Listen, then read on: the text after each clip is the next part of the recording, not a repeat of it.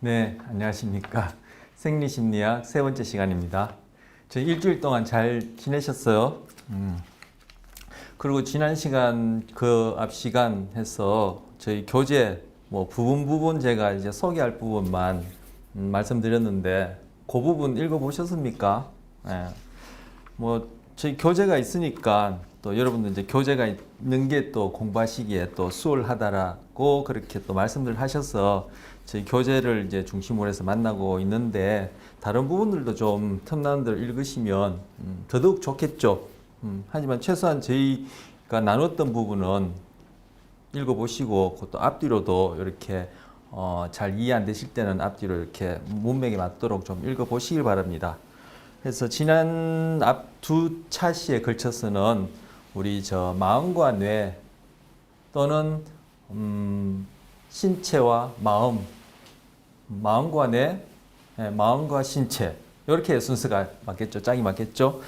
그와 관련해서 심신 문제 또는 마음 뇌 문제라 해서 두 가지 이렇게 관점을 살펴봤고요.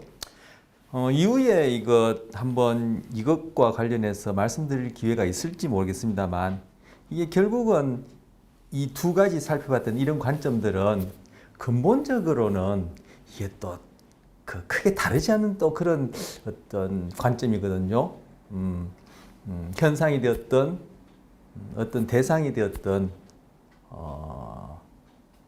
실제 하는 것에 대한 그런 인식론이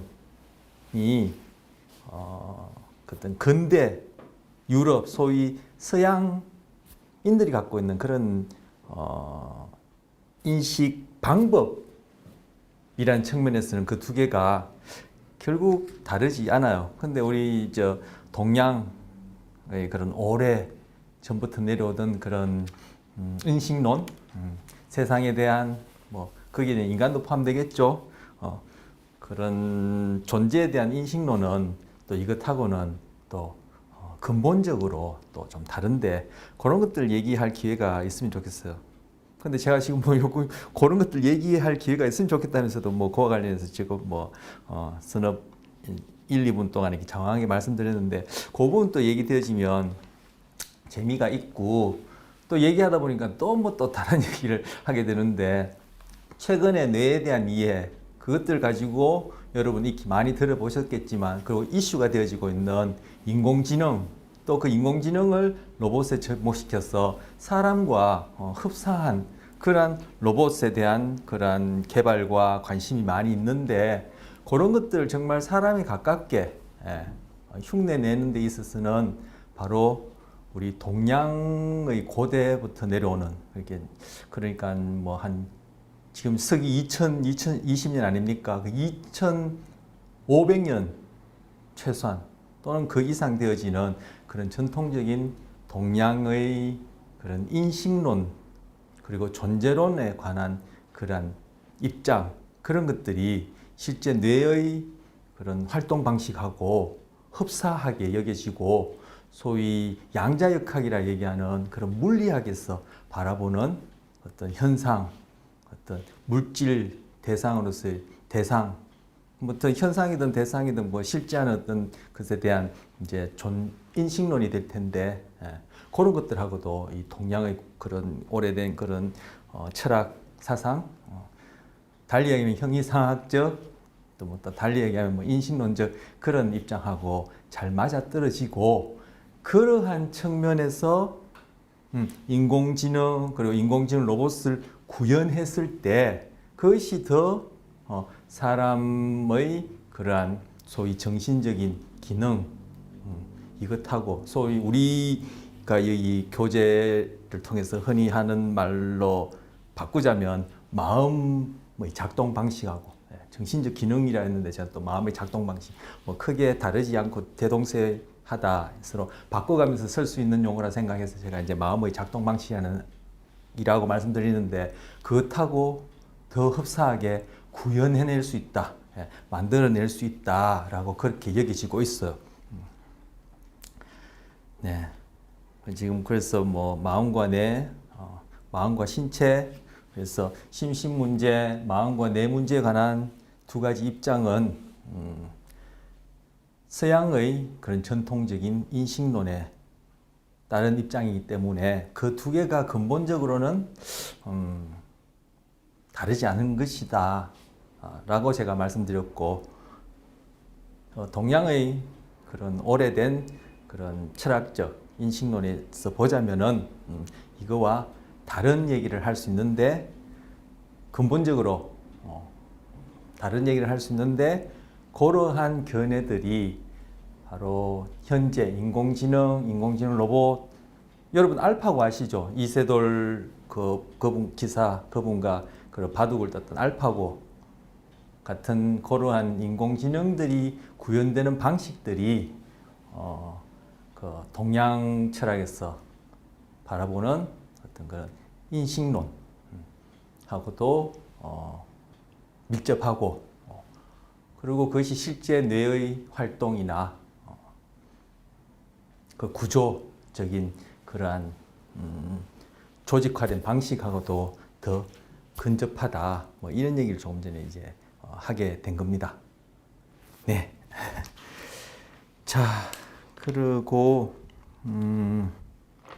그 다음 했던 내용이 우리 이제 뭐 교재에 있는 내용 껑충 띄어서 우리 그 신경계 세포, 즉 신경세포 뉴런을 들여다보기 전에, 신경계는 무슨 신경계? 그때 제가 판사할 때는 척추신경계라 판사했지만, 제가 말씀드리기로는 척추동물의 신경계라고 얘기했을 겁니다. 판사할 때 제가 지금 동물을 이제 빠뜨리고 썼는데, 뭐 그때 이제 척추동물의 신경계는 크게 중추신경계와 말초신경계로 그렇게 대별된다 라는 말씀드렸고, 그것들을 구성하고 있는 것이 결국 세포인데, 거기에 대해서 이제 신경계를 구성하니까 신경세포라 부르고, 뭐 영어 원어 그대로는 이제 뉴런이라 부른다 이렇게 말씀드렸고, 그 뉴런의 기본 구조를 살펴봤었죠. 가지돌기, 세포체, 축삭, 축삭종말. 그리고 그 각 부위들마다 기능이 있다. 먼저는 신경세포 뉴런은 신호를 전달받고, 입력되어진 신호를 처리하고, 그 다음에 그 신호를 다시 다음 세포로 이렇게 출력해 주는 것이 전문화된 기능이기 때문에, 그런 기능에 적합하게끔 구조도 그렇게 특화되어 있다, 전문화되어 있다. 영어로는 specialized 되어 있다고 하는데, 그렇게 되어 있다고 말씀드렸었어요. 그래서 각각의 부위와 그죠, 각각의 거기에 상응하는 기능들 그렇게 제가 소개해 드렸고, 그 중에 우리가 지난 시간에 끝으로 소개해 드렸던 것이 마리집을 소개해 드렸어요. 엄밀하게 따지자면, 엄밀하게 따지는 것이 아니라 마리집 자체는 신경세포 뉴런은 아니죠. 즉 신경세포의 기본 구조라고 얘기할 때 마리집도 포함해서 얘기할 수 있지만, 신경세포 뉴런의 기본 구조니까 마리집은 신경세포는 아니죠. 그럼 뭐라고 했죠? 신경계를 구성하는 세포에는 뉴런, 신경세포만 있는 것처럼 제가 처음에는 말씀드렸지만, 그뿐만 아니라 아교세포, 교세포라는 것이 있다. 그 중에 신경세포, 뉴런의 축삭에서 마리집을 만드는 신경세포가 있는데, 마리집을 만드는 아교세포가 있는데, 신경세포 아니에요. 마리집은 신경세포 아니에요. 마리집을 만드는 아교세포가 있는데, 그 아교세포가 구체적으로 이름 지어지기로 성긴돌기세포,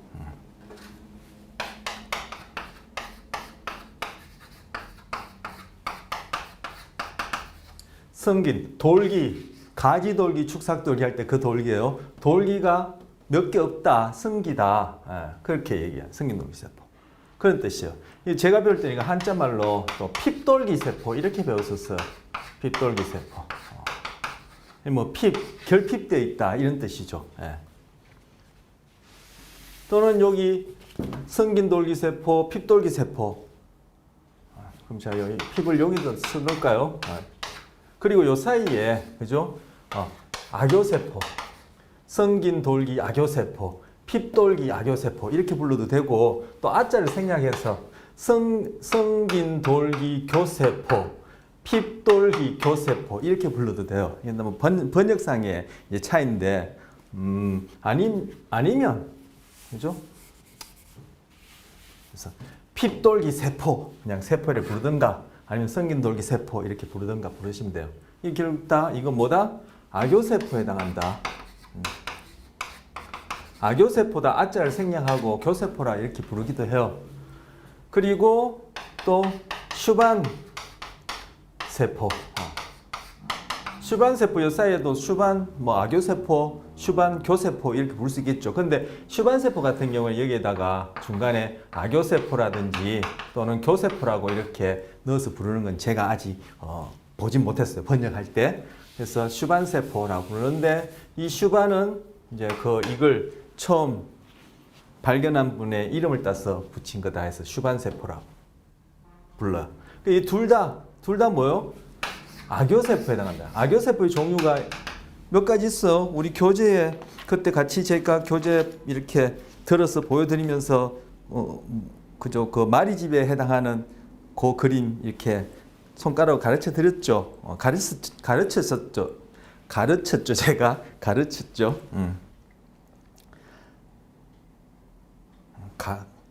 가르쳤다. 손가락으로 가르쳤죠. 예, 가르치는 이것도 딴 소리 하는데 가르치는 것은 뭐 이런 그죠? 악교세포의 종류와 그 기능을 여러분에게 전달하는 것이 가르쳐 드리는 것이고 가르치는 것은 손가락으로 이렇게 지적하는 것이 가르치는 것 맞죠? 갑자기 국어 시간이 되나요?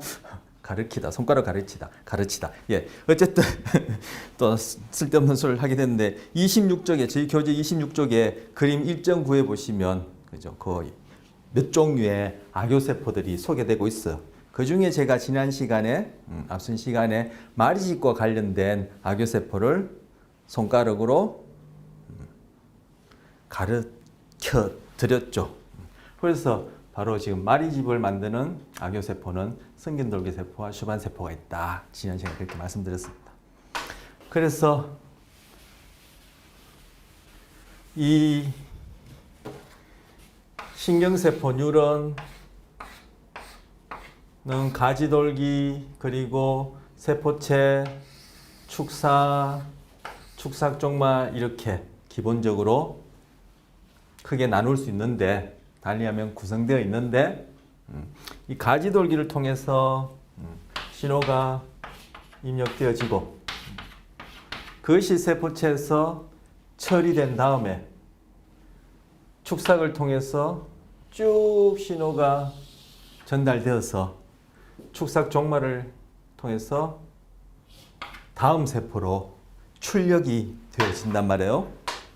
그러면 다음 세포 같은 경우에도 마찬가지로 제가 이제 세포로 말씀드린 건 지금 뉴런 신경세포로 말씀드린 거요. 다음 세포 같은 경우에도 가지돌기가 이렇게 있을 텐데, 그죠?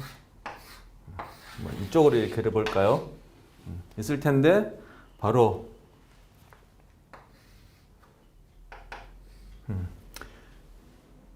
요걸 앞선 뉴런의 축삭 종말로부터 출력된 신호가 또 그 다음 신경세포의 가지돌기를 통해서 신호가 들어가고 또 이것도 여기서 신호가 이렇게 축삭 종말을 통해서 다음 세포 가지돌기를 통해서 신호가 들어가면 그것이 또 처리되었어. 또 이쪽 가지돌기는 또 다른 어떤 신경세포로부터 신호를 받을 수 있겠죠. 또 여기는 또 다른 어떤 신경세포로부터 신호를 받았어. 그것이 처리된 다음에 또 축삭을 통해서 신호가 쭉 축삭 종말까지 이렇게 전달되어서 또 다음 세포로 이렇게 출력되는 거예요. 자, 이 부분은 지우고요. 자, 그런데 요것도 좀 또 다시 지워야겠어요. 제 빨간색은 지금 필요 없을 것 같으니까. 그런데 자, 똑같은 제가 최대한 똑같이 그려보겠습니다. 똑같은 신경세포가 뉴런이 있다 할 때 가지돌기 마리집이 있는 신경세포도 있고 없는 신경세포도 있어요. 그 경우에 마리집이 있는 경우에는 바로 축삭을 통해서 전달되어지는 신호가 더 빨리 전달이 되어요. 여기에서는 신호가 연이어서 이게 쭉 전달된다면 구체적인 얘기는 이제 이후장에 이제 말씀드릴 텐데 어떻게 전달되는지 말씀드릴 텐데 전달된다면 여기서 신호가 전달되었다가 그죠? 껑충 뛰어서는 여기서 신호가 전달되었다가 껑충 뛰어서는 여기서 신호가 전달되었다가 이렇게 나아가요. 그래서 얘는 그냥 겉으로 보기에 신호가 여기에 생겼다가 또 여기에 생겼다가 하는 식으로 축삭정말까지 전달되니까 이게 껑충껑충 뛰는 것처럼 보인다고 해서 이런 부르기를 도약전도라 불러요. 그리고 얘는 신호가 그냥 쭉 연이어서 쭉 이렇게 전달되기 때문에 얘는 뭐 따로 이름이 없어요. 그럼 이 두 개가 다른 건 다 똑같고 마리집이 있고 없고 차이인데 마리집 있는 경우에 축삭에서 신호 전달이 껑충껑충 뛰면서 전달되어지는 것 같다 해서 도약전도라 부르고 이 도약전도는 달리 얘기하면 마리집이 있을 때 축삭을 통해서 이 신호가 전달되는 속도는 없는 경우보다 100배, 제가 곱하기 100 했습니다. 100배 더 빨라요. 얘가 100배 더 빨라요. 이러한 차이를 낳는 거예요. 이 마리집이 있고 없고에 따라. 그래서 마리집이 있으면은 신호 전달이 더 빠르게 또 그에 따라 더 효율적으로 신호를 주고 그것이 결국은 우리의 뇌 활동을 더 효율적으로 신속하게 그렇게 할 수 있겠죠. 반드시 뭐 빠르다라는 것이 효율적이고 좋다라고 얘기할 수 없지만 어쨌든 이런 속도 차이가 뇌 신경계 기능에 있어서는 중요한 역할을 한다. 100배 더 빠르다라는 것이 예를 들어서 우리 중추신경계는 뇌와 척수고 그 이외에는 다 말초신경계다. 말초신경 결국은 우리 여기 지금 그죠? 몸뚱아리 그리고 속에 내부 장기에 다 연결되어서 감각과 운동을 전달하고 하는 신경계가 다 말초신경계인데 예를 들어서 제가 발가락 끝에 지금 발가락 끝을 제가 이렇게 꼬물꼬물 하는 것은 말초신경계를 통해서 발가락 끝에 그죠? 운동 정보를 보내주니까 근육들이 이렇게 수축해서 꼬물꼬물 하는 거예요.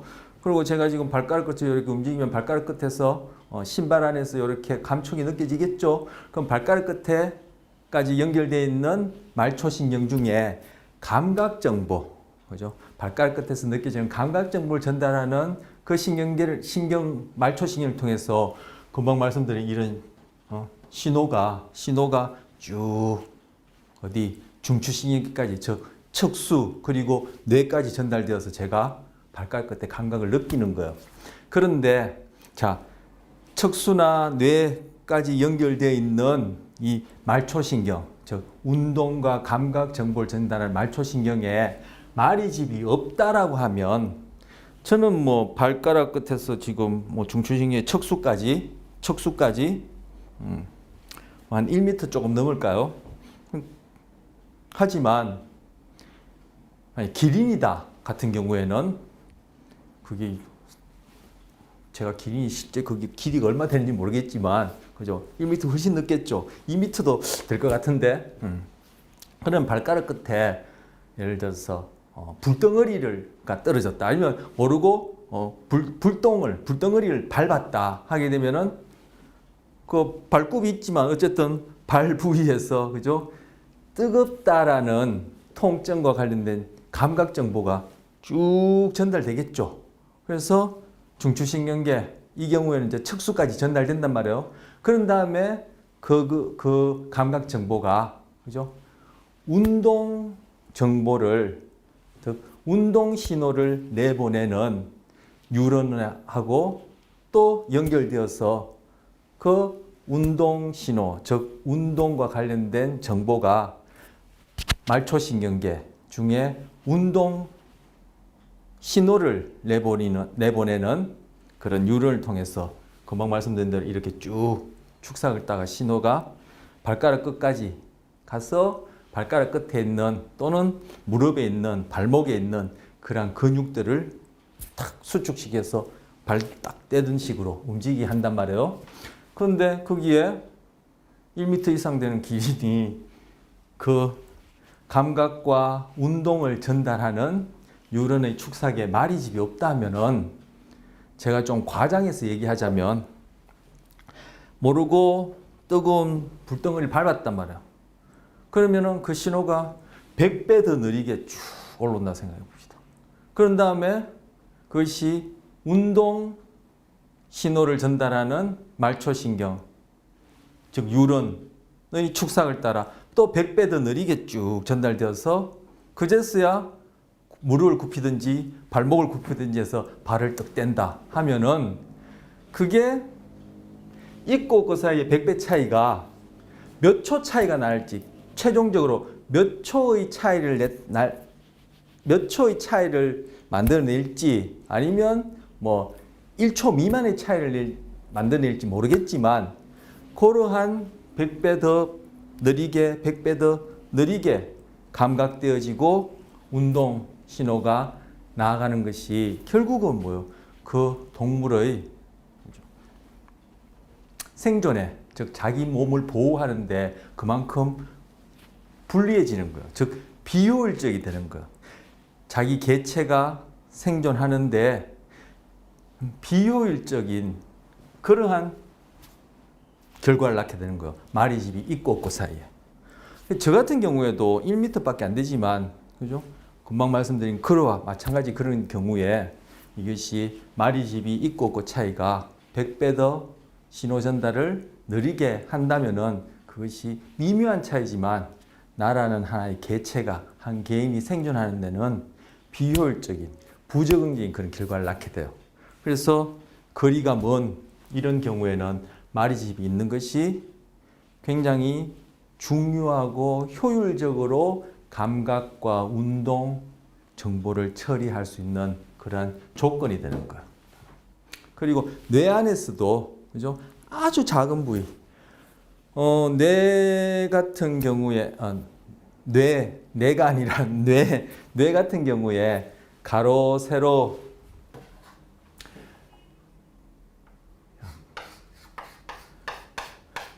가로 세로 1m씩 되는 이런 정육면체, 이건 지금 가로 세로 1m 훨씬 넘죠. 정육면체가 가로 세로 1m씩 되는 정육면체 같으면 얼마나 작아요, 그죠? 가로 세로 높이, 제가 높이는 또 얘기 안 했네요. 가로 세로 높이가 1mm, 제가 1m나 했나요 또? 자, 가로 세로 높이가 1mm, 1mm 정도 되는 정육면체 안에 뇌에 그 정도의 부피 안에 신경세포, 뉴런이 한 10만 개 정도 있다고 그래요. 그래서 뇌 안에서도 아주 가까운 부위에는 이 마리집이 있음으로 해서 100배 더 빠르다는 것이 그렇게 큰 차이를 안 낳을 수도 있어요. 그런 경우에는 마리집이 없어요. 그래서 신경계에는 마리집이 없는 뉴런도 있어요. 그런데 이 마리집이 이것도 그죠? 금방 좀 전에 말씀드렸듯이 성긴돌기 세포라든지 슈반 세포처럼 하나의 유기체란 말이에요. 그 녀석도 생존해야 된단 말이에요. 그러면 그걸 유지하는데 그만큼 자원이 든단 말이에요. 그래서 그렇게 아주 가까운 거리에서 100배 더 빠른 것이 크게 차이를 낳지 않을 때는 그만큼 마리집을 만들어서까지 그렇게 성긴돌기 세포나 수반 세포를 유지시키는 그런 자원을 투자하기에는 별로 남는 게 없다, 이문이 없다, 이득이 없다 이렇게 표현할 수 있어. 그런 경우에는 마리집이 없어. 하지만 뇌 안에서도 그죠? 여기서 뭐 한 몇 센치 된다. 유런 하나 입장에서 이 몇 센치는 엄청 먼 거리예요. 그리고 뒤통수에서 뭐 이렇게 옆통수란 말이 있나요? 그 옆으로. 그리고 이마 쪽에서 또 옆으로 또는 이마 쪽에서 이 정수리 쪽으로 이렇게 상대적으로 먼 거리를 연결하는 신경세포 축삭 같은 경우에는 신경세포 입장에서는 그게 우리로 따지자면 제가 글쎄 비유가 적절한지 모르겠지만 서울에서 부산 거리쯤 된다고 이렇게 비유할 수 있어요. 그럼 그러니까 그런 정도의 거리 같은 경우에는 마리집이 있고 없고가 큰 차이를 낳는 거죠. 그래서 마리집이 바로 이런 식으로 신경계의 활동에 구체적으로 신경계의 신호 전달에 그렇게 중요한 그리고 효율적인 그런 기능에 관여하게 됩니다. 지난 시간에 지금 후반에 말씀드렸던 후반이 아니라 조금 전에 말씀드렸던 이런 내용은 지난 시간에 말씀 못 드렸고 이제 마리집이 있는 경우에는 어떤 차이가 난다 이런 얘기로 이제 지난 시간에 마무리했었죠. 자, 그 얘기가 교재에 어디 나오냐면 교재의 40쪽에 나옵니다. 40쪽에 보시면 마리집과 도약전도라고 나옵니다. 네. 제가 신경세포 소개하고 즉 유런 소개하고 악교세포 소개하고 즉 유런과 악교세포가 신경계를 구성하는 척추동물의 신경계를 구성하는 뭐 척추동물뿐만 아니라 척추동물이 아니더라도 신경계를 구성하는 신경세포는 악교세포와 유런이라 얘기할 수 있어요. 제가 그 중추신경계, 말초신경계는 무엇이다 이 구별할 때 이제 그러한 그런 구조적인 그런 오르가니제이션 조직을 가진 경우는 척추동물이기 때문에 이제 척추동물의 신경계는 중추신경계, 말초신경계 구별했지만 신경계를 구성하고 있는 신경세포는 뭐 척추동물이 아니더라도 등뼈가 없는 동물이 아니더라도 이제 유런하고 악교세포 이렇게 구성되어 있고 나눌 수 있어요. 그래서 그걸 설명하다가 이제 악교세포 중에 축삭에서 마리집을 만드는 악교세포를 소개하고 그것이 유런의 신호 전달에 즉 축삭을 통한 신호 전달에 어떠한 역할을 하는지 그걸 얘기하는 것이 순서일 것 같아서 말씀드리다 보니까 40쪽에 있는 마리집과 도약전도를 연이어서 말씀드렸던 것이고 우리는 오늘 이제 어딜 봐야 하냐면은 바로 40쪽 이전에 32쪽에 신경충동을 이제 봐야 돼요. 그래서 교재 순서대로 하자면은 신경충동을 말씀드리고 이 도약전도 마리집 있는 경우에 신호 전달의 특성인 도약전도를 말씀드려야 되는데 이 도약전도를 마리집을 소개하면서 즉 신경세포 뉴런과 악교세포를 소개하면서 바로 마리집을 만드는 악교세포와 관련해서 도약전도를 연이어서 그래서 말씀드려서 지금 도약전도 마리집은 40쪽에 나오는 얘기고 오늘 새롭게 시작할 큰 내용은 32쪽의 신경충동이라는 부분입니다. 자, 지우고 제가 또 신경충동 말씀드리고 아까 도약전도 구체적으로 이 축삭을 통해서 신호 전달이 어떻게 일어나는지는 제가 요 빨간 앞서 말씀드릴 때 그건 이후에 살펴보겠습니다 했죠. 그거 이제 신경충동 얘기하면서 또 요것들 도약전도와 관련해서 구체적으로 100배 더 빠르다고 했는데 좀 더 구체적으로 그것이 어떤 식으로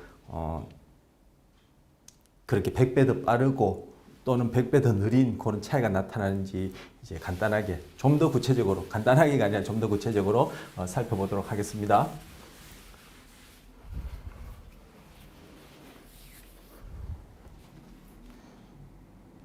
자, 여기서 32쪽에 신경충동이라고 나와 있는데 이 충동 나는 화가 나면은 충동적으로 행동해. 너는 너무 충동적이야 할 때 그 충동이 아니고 여기서는 impulse impulse, I am, impulse, impulse, impulse를 번역한 거예요. 그래서 여기서 신경충동이란 말은 바로 뉴런에서 아까 어디 축삭에서 뉴런의 축삭에서 아까 신호가 전달된다고 했는데 바로 그 신호가 생성되는 것, 그 신호가 생성되는 것 어떻게 생겨나는지 아니면 그 신호가 생성되는 것 어떻게 생겨나는지 조금 이따 이제 보겠습니다만 바로 그 신호 자체나 그 신호가 생성되는 것을 신경충동이라고 부르는 거예요. 그래서 여기서 신경충동은 뉴런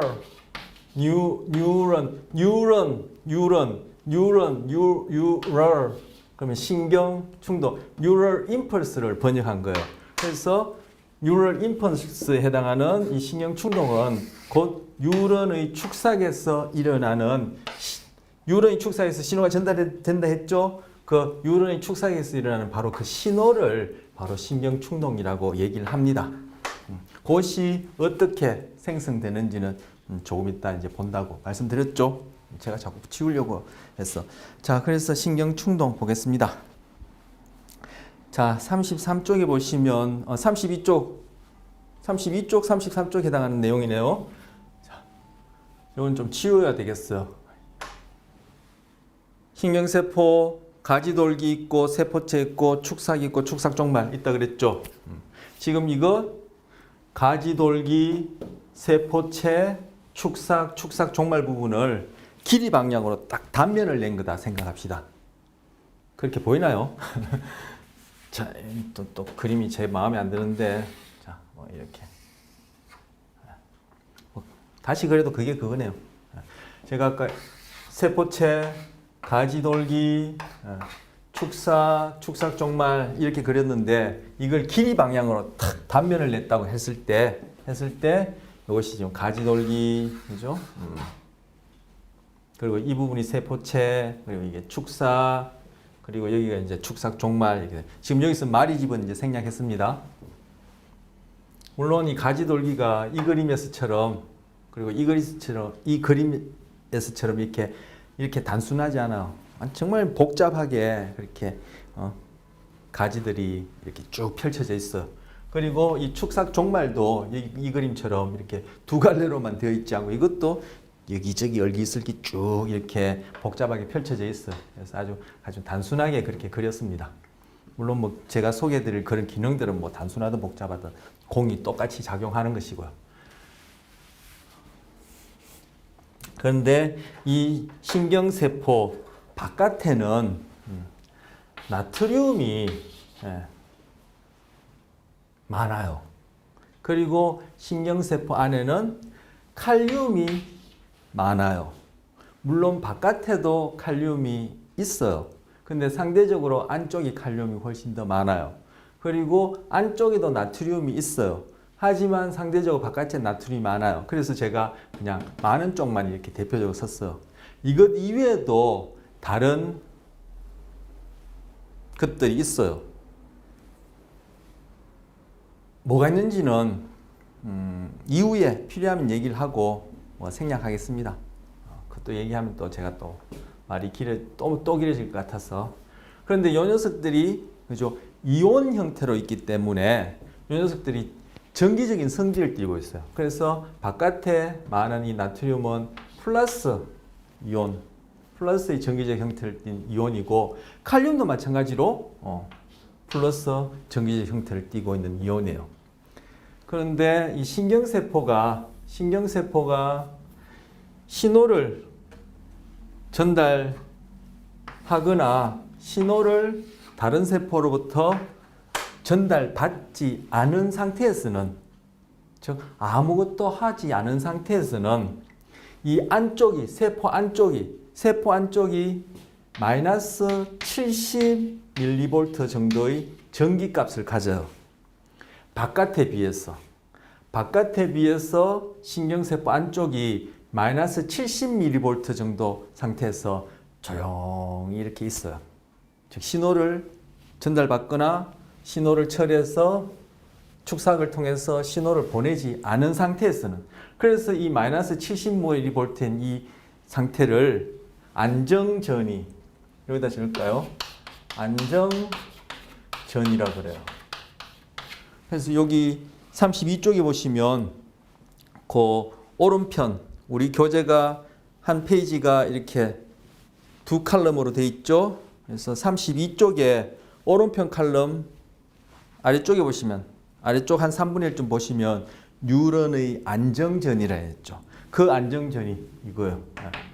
세포들마다 마이너스 75인 녀석도 있고 마이너스 80인 녀석도 있고 마이너스 68인 녀석도 있고 마이너스 60인 녀석도 있어요. 그 뭐 세포들 좀 상이한데 대체적으로 평균을 내보면은 한 마이너스 70mV쯤 돼요. 바깥에 비해서 안쪽이 더 그죠? 마이너스 방향으로 네거티브한 쪽, 음극 쪽으로 이렇게 치우쳐져 있는 거죠. 그래서 마이너스 70mV 정도 된다. 그걸 안정전이라 하고, 교재에 보시면 우리가 뭐 영어는 중요하지 않은데 이 의미가 뭐냐면은 resting potential이에요.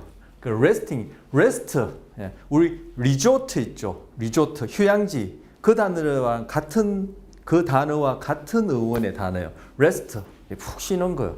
아무것도 하지 않고 이렇게 쉬는다, 이런 의미가 있는 거죠. 그래서 resting 하면은 쉬고 있는 중 뭐 이런 의미겠죠. 그래서 resting potential, 이 potential이 이제 전위, 이게 이제 전압이랑 비슷한 그런 개념이에요. 그래서 안정전이 resting potential인데, 뭐 신경세포가 신호를 다른 세포로부터 받지도 않고, 그리고 처리를 해서 축삭을 통해서 전달하거나 다른 세포로 보내지도 않고 아무것도 하지 않고 이렇게 쭉 레스팅 상태, 쉬고 있을 때 그것을 안정전이라고, 그 값은 마이너스 70mV 정도 된다, 이렇게 얘기를 하는 거예요. 그게 뉴런의 안정전이야. 자, 그런데 다른 세포로부터 신호를 입력받고, 뭘로? 가지돌기를 통해서 입력받고, 그것이 처리되어서 그것이 축삭을 통해서 딱 신호가 전달하게 되면, 만약에 다른 세포로부터 입력받은 이런 신호가 처리된 결과가 별로 시원찮더라. 달리하면은 그 신호가 다 처리해봐야 뭐 별로 크지도 않고, 비유적으로 얘기하자면 뭐 별로 중요하지도 않고 그렇더라면은 축삭을 통해서 신호 전달이 안 돼요. 그냥 입력받은 걸로 그렇게 처리해보니까 별로 뭐 시원찮더라 이래 되면 그걸로 끝이에요. 그런데 들어온 신호가 처리해보니까 이 신호가 너무 강하다, 또는 충분히 강하다, 달리 얘기하면 이게 중요하다라고 여기지면은 그때서야 축삭을 통해서 신호가 쭉 전달이 돼요. 어디? 축삭 종말까지 쭉 전달되겠죠. 그런데 바로 그렇게 전달되어질 때 어떤 일이 생기냐 하면은, 자, 지금 이제 축삭 부분 얘기하는 겁니다. 축삭은 여기서부터 여기까지예요. 물론 요 끝부분은 축삭 종말이라 얘기하고, 축삭 종말은 제가 좀 이렇게 좀 더 도톰하게 버튼이라고 부르는데, 이렇게 또 방울처럼 그려놨죠. 실제로 이 부분은 좀 더 이렇게 구조가 이런 식으로 좀 익스펜션, 확장되어 있어요. 나중에 이 부분과 관련해서도 이제 살펴볼 텐데, 어쨌든 축삭해서 축삭 종말까지 쭉 신호가 전달될 텐데, 바로 이 부위에서 어떻게 신호가 전달되는지를 이제 말씀드리는 거예요. 자, 안정전이 얘기했고요. 자, 그럼 이 부분을 제가 좀 확대해서 그려볼게요. 자, 확대해서 그리면, 자, 확대한 겁니다. 자, 확대해서 그리면 이렇게 됐다. 자, 안쪽은 칼륨이 많다 그랬죠. 아까 제가 칼륨을 여기 썼지만 이 세포체 여기만 칼륨이 있다는 뜻이 아니에요. 이 세포 안에는 다 지금 칼륨이 많고, 이 세포 바깥쪽에는 다 나트륨이 이제 많은 상태예요.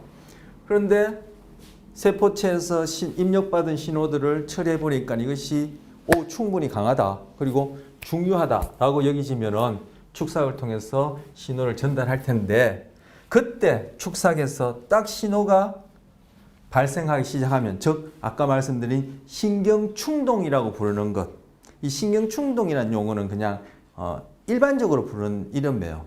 일반적으로 이 신경충동이 구체적으로 뭔지는 조금 이따 설명할 텐데 신경충동은 그냥 일반적으로 일컫는 말이에요. Neural impulse 해서 신경세포에서 또는 신경계에서 일어나는 신호다 이런 의미로 이제 부르는 일반적인 용어인데 그 신경충동이 딱 일어나게 되면 또는 어떻게 해서 일어나냐 하면은 여기에 신호가 충분히 강하다 이렇게 되어지면은 축삭에서 바로 축삭이 시작하는 것이 세포체 다음에 딱 연이어서 시작하니까 제가 이걸 좀 더 가까이 그려야 되겠어요. 자, 지금 이 축삭을 확대한 겁니다. 그래서 이 부분이 좀 이렇게 그려야 되겠어요. 그죠? 세포체랑 축삭이 시작한 이 부분 연이어서 이렇게. 그죠? 무슨 의미인지 아시겠죠? 그래서 딱 신호가 시작하면은 이 축삭 막을 통해 나트륨이 안으로 슉 들어가요. 물론 이쪽에서도 들어가요. 제가 이걸 평면에 그죠? 그렸기 때문에 이걸 3차원으로 못 그려서 그렇지 바로 이 축삭이 시작되는 세포체에서 축삭이 시작되는 그 세포 축삭막 그 주변에 그죠? 입체적인 이 3차원의 막 주변에 여기저기에서 나트륨이 안으로 쑥 들어가요. 그러면 안쪽이 마이너스 70 안정전이에서 어떻게 변하겠어? 플러스가 안으로 들어가니까 안쪽은 점점 덜 마이너스가 되겠죠. 달리면 점점 더 플러스가 되겠죠. 그래서 이걸 제가 그래프로 그려보면 자 여기는 시간이고 여기는 전위 처음에는 안정전이었었어요. 그러니까 여기를 마이너스 70 밀리볼트라 하면은 그죠? 그냥 쭉 시간이 지나갔는데도 아무런 신호 처리할 게 없으니까 입력받은 것도 없고 내보낼 것도 없으니까 그냥 마이너스 70을 계속 나타내고 있어. 그런데 딱 축삭 시작하는 부분에서 신경충동이 발생하면은 나트륨이 안으로 슉 이 세포 축삭의 세포막을 통해서 슉 들어간단 말이에요. 그러면은 안쪽이 어떻게 돼요? 점점 플러스가 들어가니까 안쪽은 점점 플러스가 되겠죠. 그래서 플러스가 돼서 계속 들어가요. 들어가다 보면 이게 쭉 계속 플러스로 가요. 그래서 어디까지 변화하냐면은 이 안쪽의 전기값이 전위값이 플러스 한 30까지 마이너스 70에서 플러스 30까지 이것도 세포마다 조금씩 달라요. 플러스 30까지 가는 녀석도 있고 뭐 25까지 가는 녀석도 있고 35까지 가기도 하고 40까지도 갈 수 있는데 대체적으로 플러스 30mV까지 안쪽이 바깥에 비해서 처음에는 안쪽이 바깥에 비해서 마이너스 70이었는데 이제는 나트륨이 막 들어가니까 그죠? 안쪽이 이제는 오히려 바깥보다 플러스 방향으로 30mV까지 이렇게 변화가 돼요. 순식간에. 그래서 플러스 30 정도 가버리면은 이 막이 나트륨이 들어갈 수 있는 이 막에 있는 나트륨이 들어갈 수 있는 이 통로가 턱 막혀버려요.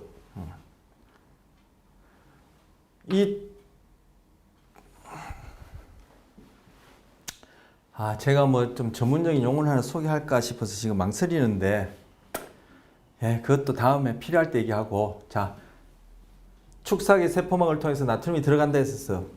그런데 나트륨이 들어가던 그 구멍이란 말은 이제 전문적인 용어가 아닌데, 통로가 턱 막혀버려. 그럼 나트륨 더 이상 못 들어가죠. 언제 이렇게 막힌다 했죠? 안쪽이 플러스 30 정도까지 전위 변화가 생기면 이 통로가 턱 막혀버려요. 그러고 난 다음에 곧장 이어서 자, 요거는 이제 못 들어가니까 화살 비우고 안에 있던 칼륨이 밖으로 슉 나가요.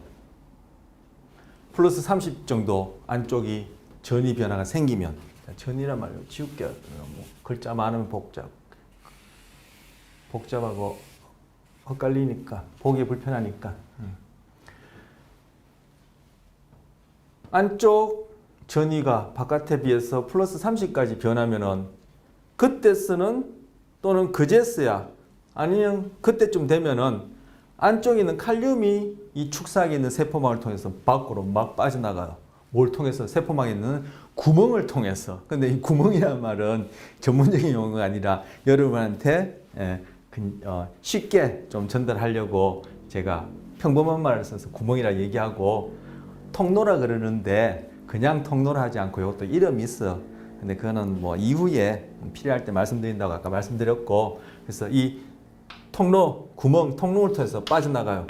자, 플러스 30에서 칼륨이 빠져나가면은 칼륨은 플러스 값을 가진, 그죠? 플러스 전기 값을 가진, 즉 플러스 전하의 이온이란 말이에요. 그래서 이게 밖으로 빠져나가면 안쪽은 어떻게 됐어?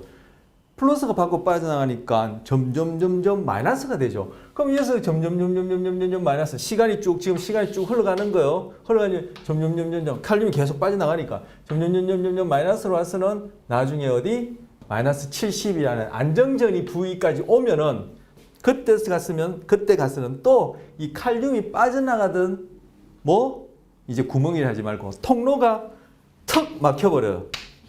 그럼 얘는 이제 못 빠져나가죠. 그러면 안정전이 마이너스 70쯤 돼서는 이 안쪽에 전이값이 또 그냥 이렇게 안정전에 가깝게 이렇게 가는 거예요. 가다가 또 그 다음 옆에 축삭의 세포막에서 나트륨이 들어갈 수 있는 또 구멍이란 말이 이제 안 쓴다 했죠. 통로가 열리면 나트륨이 또 쑥 들어가고, 그러면 다시 플러스 30까지 전이 변화 생기고, 또 플러스 30 정도 전이 변화 생기면 나트륨 통로가 막히고, 또 칼륨이 나가는 통로가 열려서 칼륨이 빠져나가면 다시 또 안정전이 가까이까지 쭉 안쪽 전이 값이 마이너스 변하고, 그래서 안정전이 가까이 오면은 또 칼륨 통로가 턱 막혀버리면은 또 이렇게 안정전이 가깝게 있다가 또다시 그 축상 옆에서 또다시 그 축상막 세포를 따라 축상의 세포막을 따라 금방 말씀드린 이런 일들이 또 옆에서 일어나고 옆에서 일어나고 순차적으로 계속 이렇게 일어나는 것. 그래서 이런 것들을, 그죠? 이게 이렇게 뭡니까? 쇠기 모양으로 이렇게 삐쭉삐쭉하게 이렇게 생겼으니까 이것을 아까 임펄스라 하고 이게 이제 신경 충동 이렇게 부르는 거. 그래서 요 녀석을 신경 충동이란 말은 아까 일반적인 용어라 그랬죠. 요 녀석을 뭐라 부르냐면은, 자, 요거 이제 지우고 요 녀석을 활동전이 이렇게 불러요.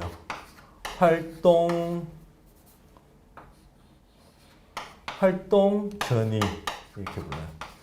그래서 활동전이란 말이, 자, 조금 전까지 말씀드린 게 우리 33조, 34조, 35조까지 말씀드린 거예요. 그래서 35쪽에 보시면 활동전이라고, 그죠? 붉은 글씨로 단어가 보이죠?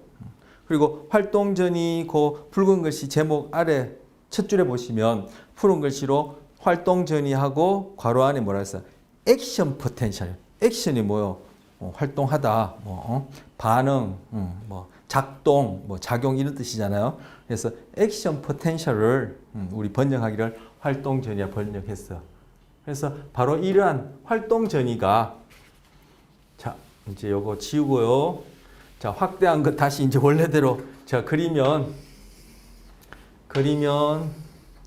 이 축삭막을 따라 이 활동 전이들이 아까 빨간색으로 했으니까 생겨나고 생겨나고 생겨나고 생겨나고 생겨나고 생겨나고 생겨나고 생겨나고 그래서 쭉 이 활동 전이가 쭉 전달이 되는 거예요.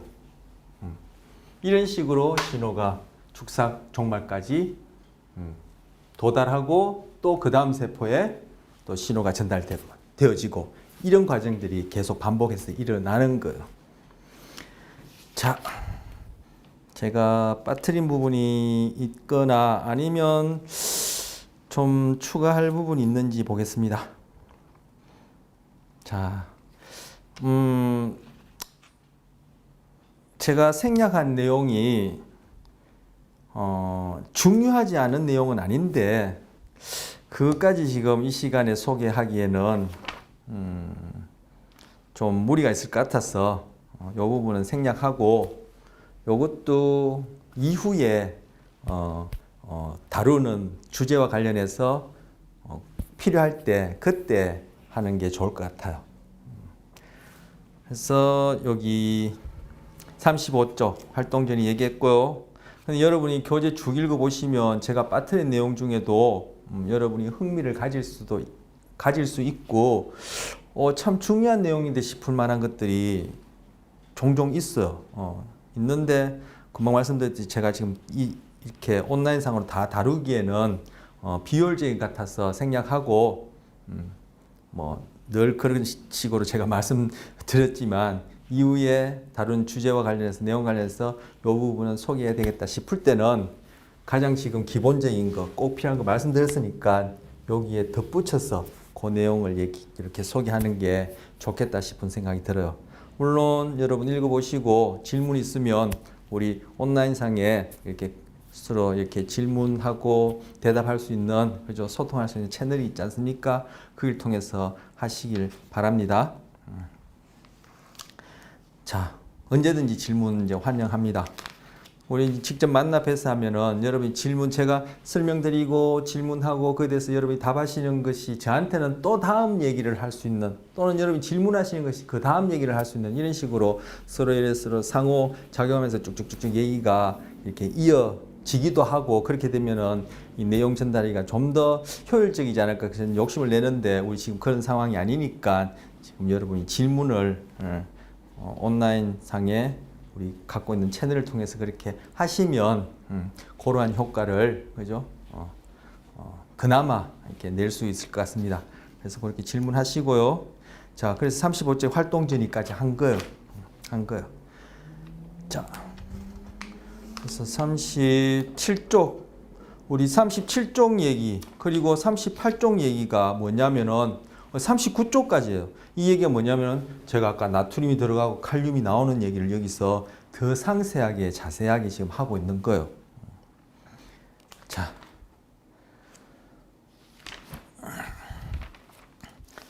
죄송해요. 제가 좀 전에도 빠뜨린 부분 있는지 본다고 하고 이제 뭐 또 그 빠뜨린 부분 관련해서 여러분 질문이 있으시면 말씀하라고 얘기하다 보니까 또 지금 잠시 삼천포로 갔나요? 가서 지금 다시 이제 또 살펴보는데, 자, 그럼 요거, 요거 살펴보죠. 38쪽에 보시면, 중간 점검 문제라고 있죠. 점검이 아니라 점검.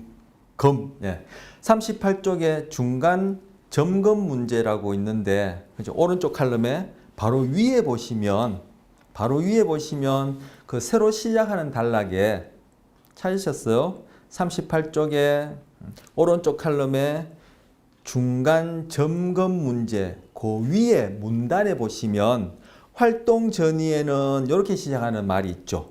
활동 전이에는 그렇게 시작하는 말이 있는데 그 문단의 두 번째 줄에 보시면 푸른 글씨로 굵게 국소 마취제 이렇게 써놨어요. 자, 요거는 이제 지워도 될 것 같고요. 제가 활동 전이는 뭐 좀 이따 쓸 테니까 쓰고 한정 전이 좋아요. 국소 마취제가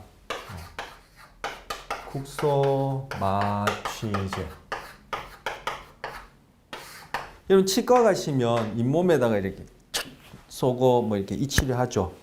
그걸 여러분 중에 계실 것 같은데, 그죠? 이쁘게 하시려고 여기 탁 여기 이렇게 찢을 때 그때도 국소 마취 하시고, 그죠? 또 뭐 이렇게 또 뭐 깎으신 분 계세요? 할 때도 국소 마취 하시고. 그럼 우리 어디게 이게 저 같은 경우에 뭐 여기 예전에 여기 찢었을 때 국소 마취하고 꿰매기도 하고 뭐 이런 것도 이제 국소 마취제요. 이 국소 마취제가 어떻게 작용해서 우리가 아프다라는 그러한 통증, 즉 감각 정보를 차단하지, 달리하면 내가 아프다는 것을 못 느낄 수 있지. 그게 어떻게 일어나는지 지금 말씀드린 활동 전이와 관련해서 얘기하려는 거예요. 야, 뭐 심리학 하는데 뭐 뇌에 관해서 배운다 해서 지금 생리심리학 듣고 있는데, 아 이거 뭐 나트륨이 칼륨이 들어가니 뭐 안정적인 활동적인 저게 심리하고 무슨 소용이 있지 이렇게 생각할 수 있겠지만, 뭐 저 우리보다 우리라면 좀 그렇고 저보다 엄청 훌륭하신 분들이 이렇게, 그죠? 생리심리학이라는 과목을 만들고, 이 책만 하더라도 우리 쓰고 있는 이 책은 베스트셀러거든요. 이 분야에서 이 책에 이런 내용을 포함시켰을 때는 이게 다 관계가 있기 때문에 했지 않겠습니까? 그렇게 믿고 이제 배우고 있는다라고 할 때 그렇게 믿고 이제 배우셔야 돼요. 배우시는데 이때 지금 얘기하는, 이때가 아니라 지금 얘기하려는 이 국소 마취제. 국소 마취제 뭐죠? 내가 아프다라는 통증을 어떻게 안 느낄 수 있지? 그러한 주사, 약물에 의해서 결국 뭐예요? 내가 아프다라고 느끼는 것도 결국은 내 마음의 내용이고, 우리가 앞에서도 마음이 무엇인지, 마음이라는 그러한 용어 자체가 어떤 의미로 생각할 수 있는 건지 이런 것들을 앞에 장황하게 말씀드렸는데, 소위 우리가 마음이라고 얘기하는 것의 내용이고, 마음이 어떻게 작동해서 내가 아프다라는 것을 느끼지, 이런 것들이 우리가 이제 궁금해하는 마음과 관련된 내용 중에 가장 궁금해하는 것 중에 아주 구체적이고 한 일예가 되는 거예요. 그래서 국소 마취제를 한 방 딱 맞으면은 아프다는 걸 못 느껴요. 달리 얘기하면은 잇몸이 됐든 여기가 되었든, 그죠? 뭐 어디가 여기가 되었든 어디가 되었든지 간에 거기에서 통증이라는 감각 정보에 해당하는 신호를 말초신경을 통해 척수나 뇌로 보내지면은 뇌 안에서 우리 이제까지 봤던 뉴런들이 금방 말씀드린 이런 신호를 전달하고 또 전달받고 이런 일들이 계속 반복적으로 일어나서 어느 정도 처리되어지면은 그때서야 내가 아프다라는 것을 경험한단 말이에요. 바로 그것이 마음이다라고 생각하는 것이 동일론적 입장이라 그랬었어요. 뇌의 활동이 곧 마음이다라고 생각하는 것이 동일론적 입장이다 얘기했는데, 바로 이 국소 마취제가 아까 활동 전이가 어떻게 일어난다 했죠? 나트륨이 안으로 들어가고, 그죠? 그리고 그러면 나트륨이 들어가고 그 이후에, 그죠? 칼륨이 밖으로 나오고, 이런 일들이 축삭 이 막을 따라 계속 연이어서 일어나는 것이 바로 활동 전이가 이렇게 계속 연이어서 생기는 것이다 라고 말씀드렸고, 이것이 결국은 다음 세포로 또 신호를 전달하고, 이것이 복잡하게 얽히고 설켜서 처리되어지는 중에 내가 아프다라는 것을 느끼게 될 텐데, 지금 말씀드리는 국소 마취제와 관련해서 느끼게 될 텐데, 바로 이 국소 마취제에 해당하는 구체적인 약물들이 아까 말씀드린 나트륨이 이 축삭 세포막에서 나트륨이 들어갈 수 있는 통로, 이제 구멍이라는 말은 쓰지 맙시다. 통로를 얘가 막아버려요. 자, 이 빨간색이 잘 안 보이시죠? 국소 마취제는 어떻게 작용하는데? 나트륨 통로를 차단해요. 나트륨 통로를 차단해요. 뭐? 축삭막에 있는 나트륨 통로를 차단해요. 그러면은 통증에 해당하는 감각 정보가, 그죠? 말초신경을 통해서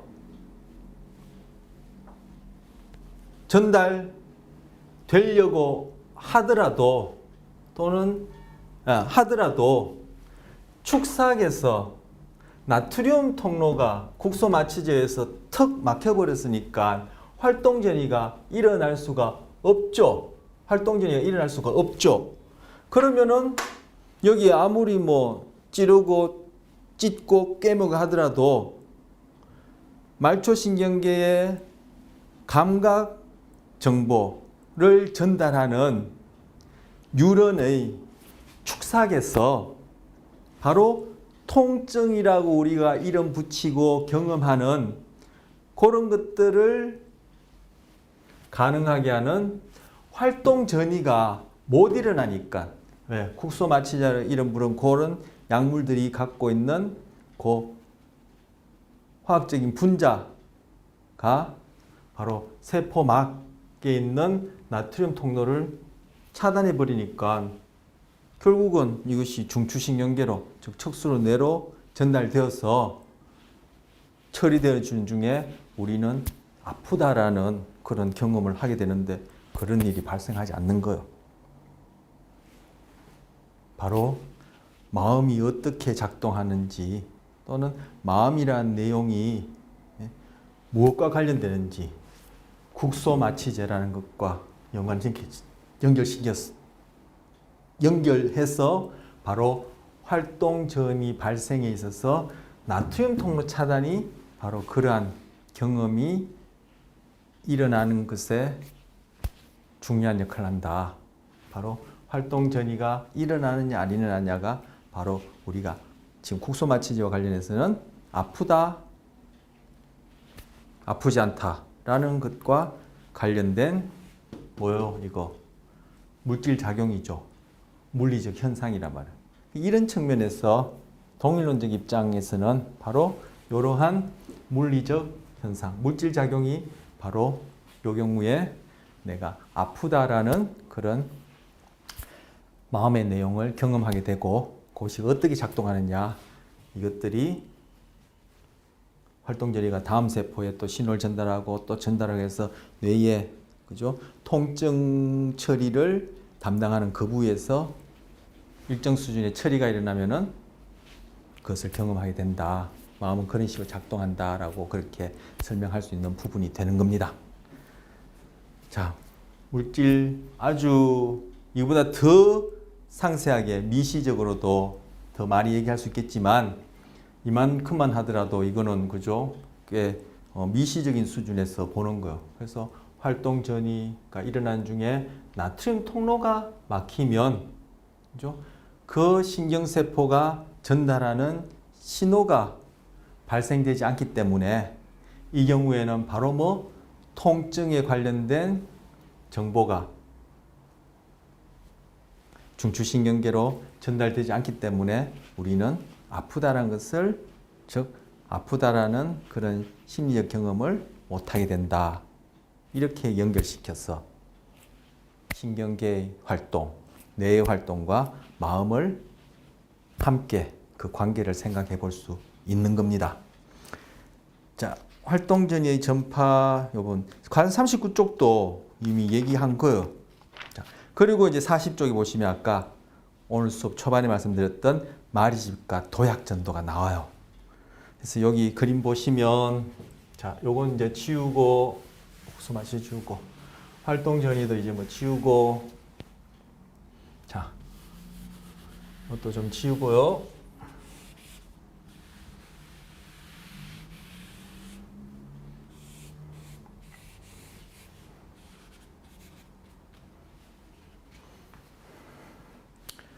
자, 다시 뉴런 가지돌기를 통해서 신호가 입력됐습니다. 얘는 신호를 받기 전에는 그냥 안정전이 상태에서 마이너스 70mV 상태에서 아무것도 하고 있지 않아요. 그래서 그 상태를 안정전이라 그랬어요. 근데 신호가 입력됐어요. 그래서 그것이 처리를 해보니까 그 신호가 충분히 강하다. 그래서 축삭에서 이제는 신경충동이라고 일반적으로 표현하지 말고 구체적으로 뭔지 알았으니까 그죠? 활동 전이가 막 생겨나서 쭉 축삭 종말까지 전달된다고 했어요. 자, 그런데 여기에 마리집이 있단 말이에요. 마리집이. 자, 이건 제가 이거 단면을 신경샘 뉴런의 단면, 이 길이 방향으로 단면을 제가 그려본 것도 했으니까 여기에 마리집을 그리자면은 이런 식으로 이렇게 단면을 이렇게 그릴 수 있겠죠. 키우다 보니까 이 축삭막이 이렇게 지워졌는데, 자, 이렇게. 그렇죠? 이렇게. 너무 크게 그렸나요? 그리다 보니까 이 마리집 2개밖에 못 그렸네. 그럼 좀. 자, 이렇게. 그러니까 마리집이 너무 짜리몽땅한데 어쨌든 요 그림이 우리 40쪽에 그림 1-18에 나와 있습니다. 그럼 아까 활동 전이가 축삭막을 따라 그죠? 나트륨이 들어가고 칼륨이 나가면서 생겨나고 또 나트륨이 들어가고 칼륨이 나가면서 생겨나고 하겠죠. 그럼 지금 마리집이 없는 요 부에서 지금 제가 2개만 그렸지만 2개만 생겨나는지 3개만 생겨나는지 5개가 생겨나는지 10개가 생겨나는지 모르고 제가 개인적으로 모르고 그 숫자는 중요하지 않아요. 어쨌든 아까 말씀드린 대로 축삭막을 따라 활동전이가 이렇게 생겨날 텐데 마리집이 있는 곳에서는 활동전이가 생겨나지 않고 그냥 지나가 버려요. 그러고는 마리집이 없는 요 부위에서 또 활동전이가 이렇게 생겨나요. 그래서 요 마리집이 없는 부위를 여기다 쓸까요? 자, 마리집이 없는 부위를 랑비의 결절 또는 마디라는데 저희 책에는 뭐라 했나요? 랑비의 마디라 했네요. 그림 1.18에 보면은 랑비의 마디. 마리집이 없는 축삭 부위를 랑비의 마디. 이 랑비에도 이걸 처음 발견한 사람이 자기 이름을 딴 거예요. 그래서 이제 자기 이름을 붙여서 만든 이제 고유명사인데 랑비의 마디. 이 부분에서만 활동 전이가 축축축축 일어나요. 그래서 마리집이 없는 경우에는 축삭막을 따라 나트륨 들어가고 칼륨 나오고 나트륨 들어가고 칼륨 나오고 나트륨 들어가고 칼륨 나오고 나트륨 들어가고 칼륨 나오고 하는 일이 축삭막을 따라 계속 이렇게 연속적으로 이렇게 생겨야 되는 거예요. 그런데 마리집이 있으면은 랑비의 마디에서만 활동 전이가 일어나는 거예요. 즉 나트륨 들어가고 칼륨 나가는 일이 랑비의 마디에서만 딱딱딱 몇 번 탁탁탁 일어나고는 마리집이 있는 곳에서는 그냥 슉 패스를 해요. 그리고 또 랑비의 마디에서만 탁탁탁 일어나고 패스, 탁탁탁 일어나고 패스, 탁탁탁 일어나고 패스 하니까 이것이 이렇게 겉으로 이렇게 보기에는 활동 전이가 여기 한번 일어나고 여기 한번 일어나고 여기 한번 일어나고 여기 한번 껑충껑충 뛰는 것처럼 보인다 해서 도약전도라고 부르는 거예요. 그런데 이렇게 도약전도라고 부르는 이런 식으로 활동 전이가 축삭막을 따라 전달되면 즉 마리집이 있는 경우에는 그죠?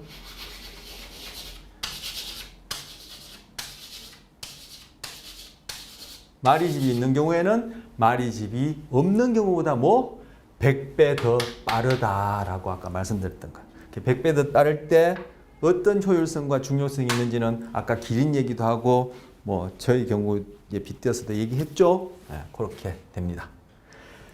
자, 그럼 마리집이 있던 이 신경세포 뉴런이 만약에 마리집이 없어졌다 하면은 어떻게 될까요? 처음부터 마리집이 없는 뉴런도 있어요. 아까 아주 가까운 거리에는 굳이 마리집을 만들 필요 없다 했죠. 마리집도 성긴돌기세포나 슈반세포로 만들어야 하는데 바늘도 먹여 살리려면 이게 다 자원이란 말이에요. 그래서 뭐 굳이 너무너무 그 가까운 그 거리에서 뭐 100배 더 빠르기 위해서 그럼 성긴돌기세포, 슈반세포를 먹여 살린다는 게 이게 별로 이문이 남지 않는 말이에요. 투자대 비용대 얻는 것이. 그래서 이제 그 경우에는 이제 안 만들어져 있다고 제가 이렇게 설명을 드렸는데, 만약에 마리집이 있던 녀석이 마리집이 없어지면 어떻게 될까요? 그러면은 활동전이가 랑비의 마디에서만 일어나던 것이 이제 마리집이 없으니까 활동전이가 축삭마를 따라 연이어서 이렇게 일어나고, 그러면은 100배 더 느려지겠네요, 이렇게 생각할 수 있죠. 그 경우에 이제 100배 더 느려질 수 있겠네요, 이렇게 생각할 수 있죠. 그런데 그렇지 않아요. 마리집이 있다가 없어져 버리면은 100배 더 느려지는 것이 아니라 활동 전이가 아예 안 생겨나요.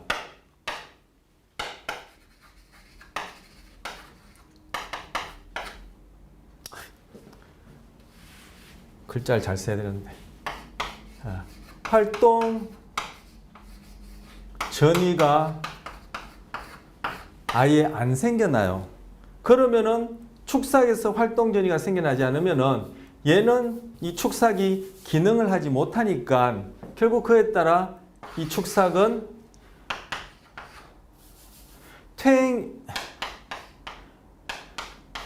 퇴행 또는 퇴화라고 번역할 수 있는데, 디제너레이션이라 그래요. 뭐 이건 뭐 중요하지 않을 것 같은데, 예.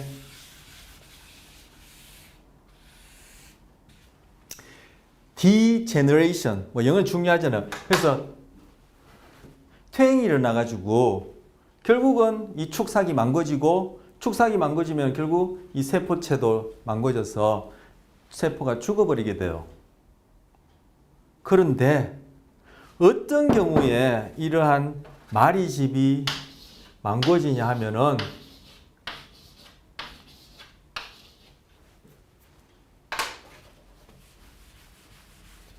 자가 면역 질환의 경우에,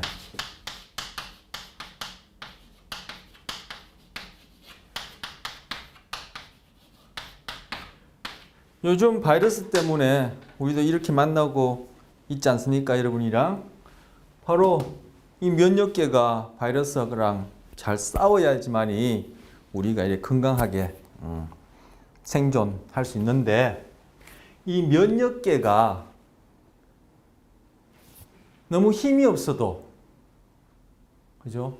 바이러스라든지 외부 세균의 공격을 받아서 우리가 생존의 위협을 받지만, 이 면역계가 너무 과하게 활성화되었어.